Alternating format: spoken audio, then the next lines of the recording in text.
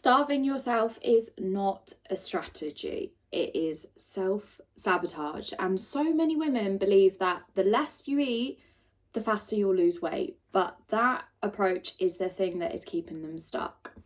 Hi, my name's Rachel and I run a women's body transformation program called Level Up, where we help busy women just like you to drop stubborn body fat and gain life-changing confidence without overwhelm or restriction. In today's episode, I'm going to tell you why you need to stop starving yourself and start fueling yourself if you want to drop that stubborn body fat and gain that confidence.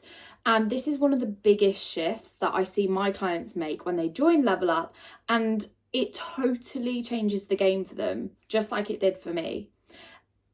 And it's really important that I put that in there from the get-go, just like it did for me, because whilst yes, I'm a coach and I have almost 9 years of experience working with women and helping them to transform their lives, I was just like you. I have tried countless diets. I have tried probably more diets than anyone listening right now, and the scary part was I did it at a very young age, and I know why I did it. I know what's helped me to overcome it, and I know exactly what you need to be able to move through it, to be able to overcome it, to be able to actually get the results that you want. And I'm gonna cover that in today's episode. Eating one meal a day, under fueling, cutting carbs, living off as little food as possible. All of these things are things that my clients used to do, I used to do, and I know that you're doing too. And unfortunately, it's the quickest way to fail. If you don't want to get results, you should do those things. I understand why you might do these things, because as I said, I've done them myself. Social media is a massive part. Plays a massive part in that. People glorify these things on social media, and more often than not we see people lose a few pounds here and there, and we're like, right, let's do it. If they've done it, why shouldn't I do it? But the issue is they've done it on a crash diet, a fad diet, and those results don't last, because as soon as that diet ends, they go back to their normal way of living and they put on the weight. But as I said, I understand why it's attractive. I understand why you're drawn to doing it, because I did the exact same thing. I thought, okay, if I just reduce how much I'm eating, then surely I'll just lose weight quicker. And then if I lose weight quicker, I'll be happier quicker. I'll feel more confident, and then I can just carry on with my life. And obviously that doesn't work, because it just leaves you feeling tired, miserable, obsessed with food. My obsession with food was horrendous in a really bad way, really bad way. And it also leaves you binging. Like you basically reduce your calories for what? To then go and eat more food a few days or a few weeks or a few months later. But the sad thing is so many women still do this, and I get why they still do it. One of my old clients that I used to work with, Abby, when she came to us at the start of her journey, I remember her first Zoom call so well, because she was petrified. She was so nervous to be talking to me because she felt so, I guess, embarrassed about what she was doing. She was living off of one meal per day. That's all she would eat. She would sit down of an evening with her family and watch them all eat, and she would starve herself because she thought that was the only way to get results. How sad is that? How scary is that? But I know so many of you are doing the same. And obviously she didn't get any results. She had no energy. She felt miserable. She was quite snappy. She felt tired all the time. She just felt awful. And then she was stuck in this cycle where she wouldn't eat for however long. She'd just live off of that one meal per day. And then before you know it, she'd overeat. Maybe she'd gone out at the weekend, and then she'd just restart again on Monday. However, fast forward to working with us.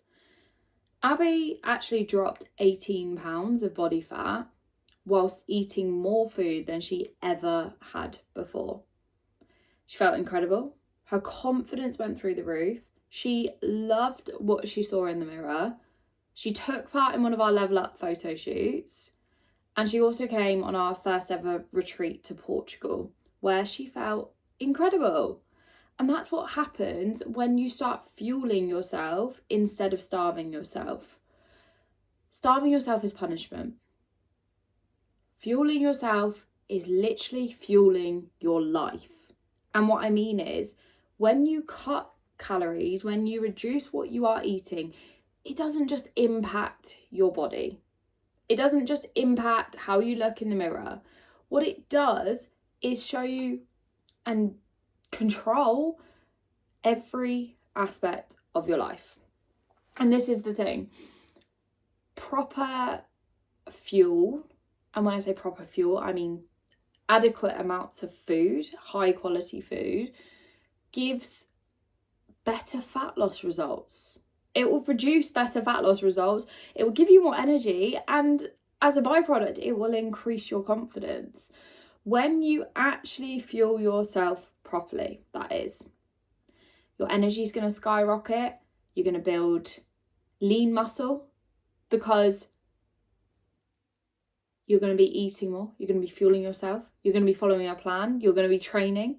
Everything is going to compound. And when you build more lean muscle, fat loss becomes so much easier.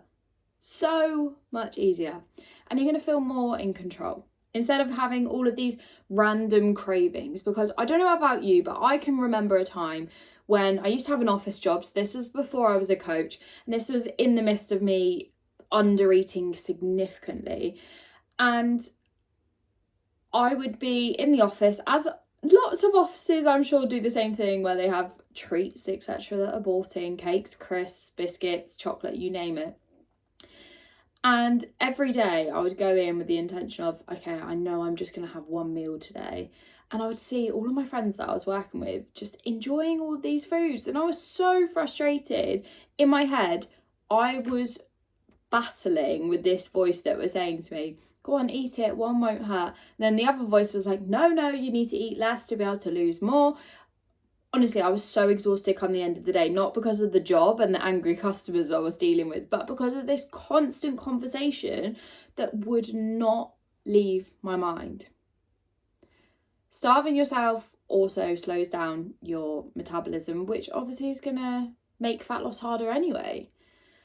And it has this massive impact on your relationship with food. And I truly believe that you don't actually realise the significance of that impact until you have started to fuel yourself properly. So you might be listening to this and thinking, Rach, like, it's fine, I know what I'm doing, just one meal a day, it's fine, it's not going to impact my relationship with food. I felt the same, and it wasn't until after, when I started to eat more, that I realised how much I had screwed this up.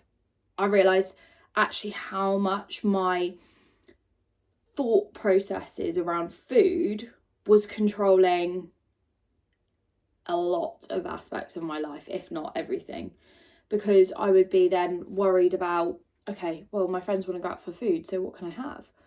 It was so consuming and so controlling. Fueling your body builds confidence. It builds the body that you actually want. That's what you have to understand. So look, I actually want to give you some really simple things that you can do right now to overcome this phase that you are stuck in, where you are significantly under eating. And I'm not going to tell you to go and have 3,000 calories per day, because you don't need to be doing that. But I am going to give you some really simple steps that will help as long as you implement them.